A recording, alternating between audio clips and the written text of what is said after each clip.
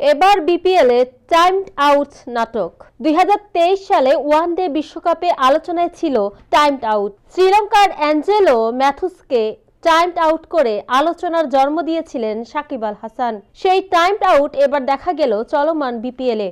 তবে সাকিবের মতো টাইমড আউট করেননি খুলনা টাইগার্সের অধিনায়ক মেহেদী হাসান মিরাজ। মঙ্গলবার 31 ডিসেম্বর খুলনার দেওয়া 204 রানের লক্ষ্যে ব্যাট করেছিল চিটাগাং কিংস।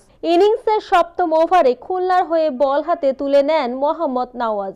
প্রথম বলেই স্বদেশি হায়দার আলীকে সাজঘরে পাঠান নওয়াজ। এরপর দলের হয়ে ব্যাট করতে নামেন বিদেশি cricketer Tom colonel.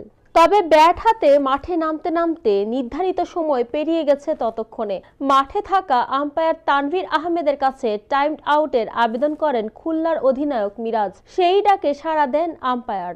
Timed out হয়ে মাঠ ছাড়তে শুরু করেন কর্নেল। পরে মিরাজ নিজে কর্নেলকে ডেকে আনেন। স্পিরিট অফ ক্রিকেটের দৃষ্টান্ত দেখা গেল বিপিএলে।